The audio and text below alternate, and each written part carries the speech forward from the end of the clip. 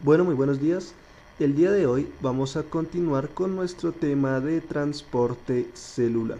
Entonces recordemos que en ocasiones anteriores nosotros estuvimos hablando de la definición de transporte celular, en la cual nos referíamos a que el transporte celular es aquel proceso en el cual las sustancias que se encuentran en el medio en el cual está la célula atraviesan la membrana. Puede ser al interior de la célula o también al exterior de la célula. Es decir, que ingresan sustancias adentro de la célula o que la célula produce unas sustancias que desea desechar. Y pues evidentemente esas sustancias que tanto entran como las que salen deben atravesar la membrana celular y pues dimos algunas características de esa membrana celular, principalmente que están producidas o tienen como característica que están hechas de una bicapa lipídica que evita pues inicialmente que algunas sustancias tóxicas atraviesen la membrana, es decir, protege a la célula, que es lo que nosotros llamamos una función estructural, o también pues genera, es una capa semipermeable que permite que algunas sustancias salgan o entren a la célula y pues eso es lo que nosotros denominamos transporte celular. Entonces ese es como un pequeño resumen de lo que estuvimos viendo la vez anterior y pues en esta ocasión vamos a hacer un poco más de énfasis en esos procesos de transporte celular, cómo funcionan y cuáles son sus características particulares. Entonces, inicialmente vamos a hablar un poco de lo que nosotros denominamos transporte celular. Nuevamente, cuando estamos hablando de transporte celular, estamos hablando de un movimiento de sustancias que pueden estar tanto ingresando como saliendo de la célula.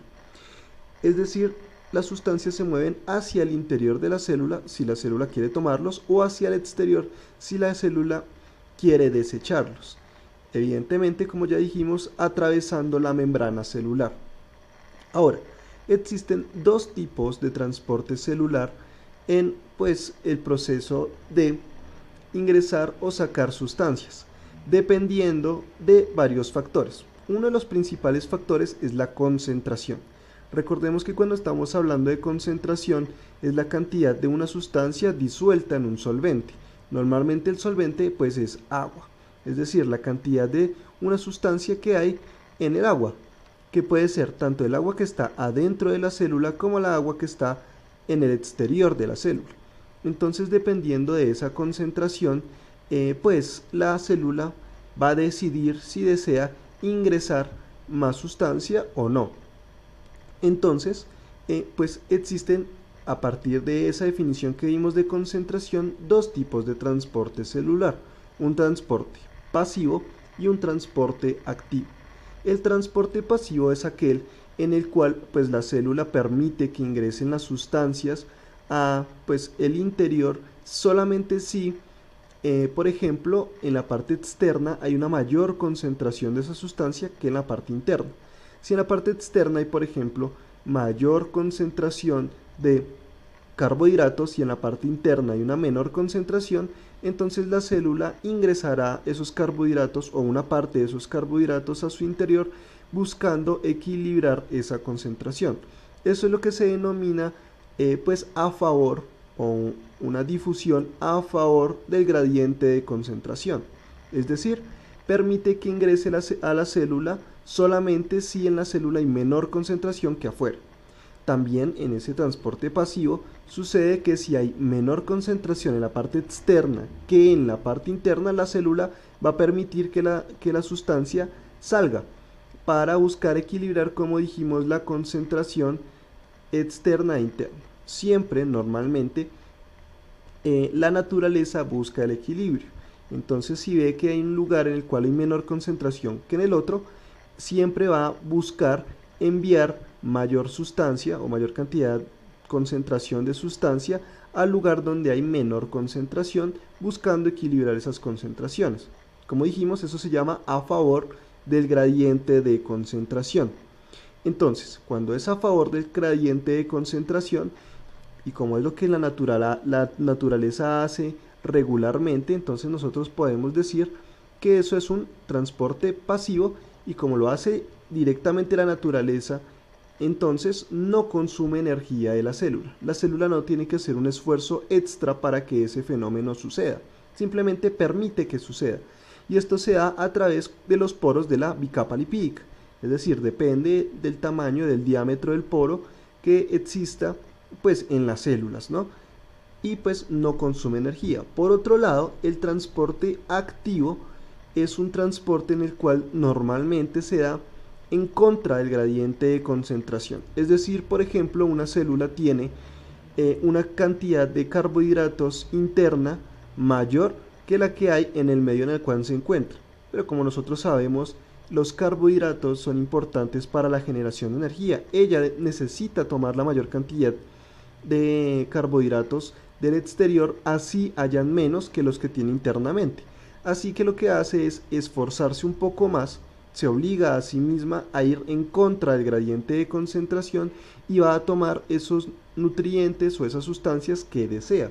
Eso se denomina un transporte activo y evidentemente como la célula va en contra de lo que normalmente sucede, entonces esto va a consumir y pues como necesita esforzarse un poco más para este tipo de transporte, pues entonces termina consumiendo una gran cantidad de energía. Entonces, transporte pasivo es un tipo de transporte en el cual no se consume energía porque va a favor del gradiente de concentración, y el transporte activo consume energía o requiere una gran cantidad de energía debido a que va en contra del gradiente de concentración.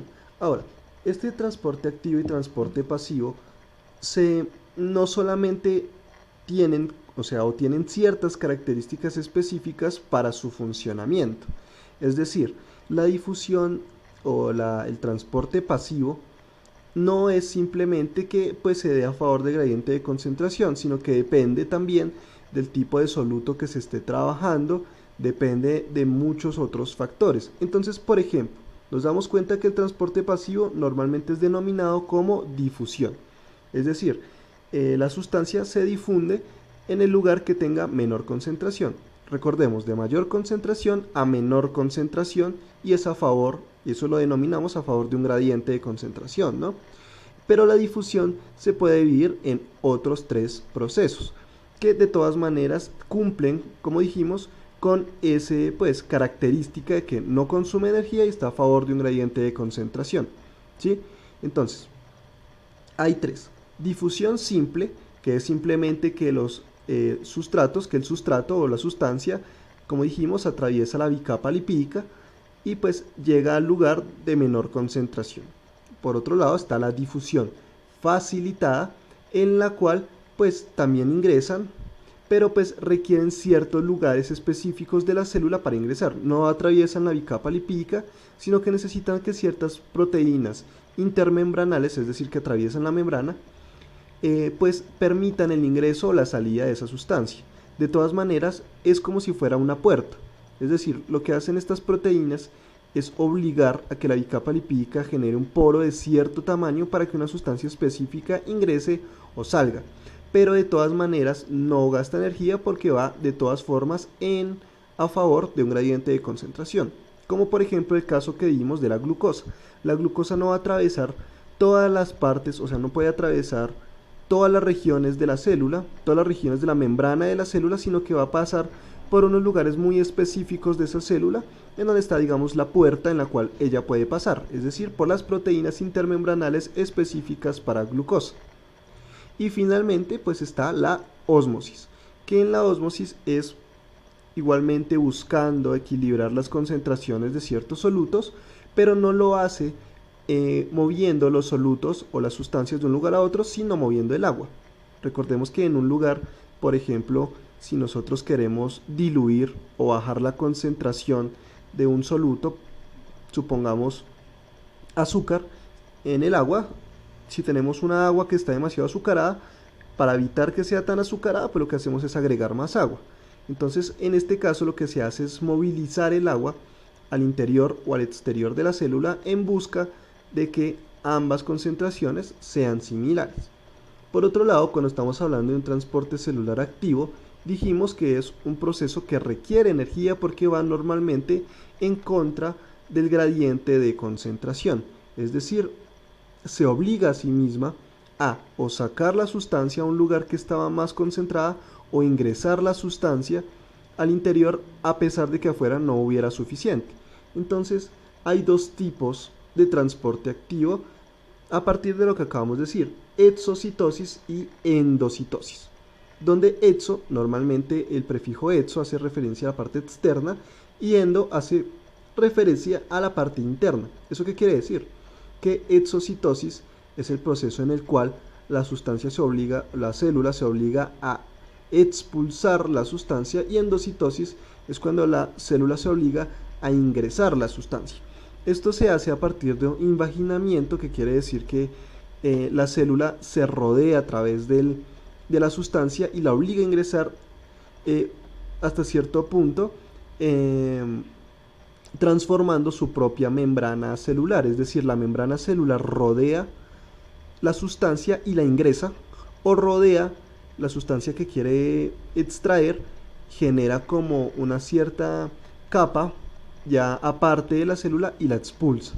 Esto, como pueden escuchar, pues genera cierta dificultad en la célula, no es tan sencillo, y por eso finalmente, como dijimos, requiere de pues un proceso energético, requiere energía. Ahora, vamos a ir hablando para la próxima clase pues los diferentes tipos de transporte desde un punto de vista más específico. Es decir, vamos a hablar de transporte activo, la difusión, la ósmosis, etcétera, y también el transporte activo, por qué requiere energía y cómo es ese proceso particularmente en diferentes sustancias y algunos ejemplos. Bueno, espero que les haya gustado, que hayan aprendido, y nos vemos en una próxima oportunidad. Muchas gracias.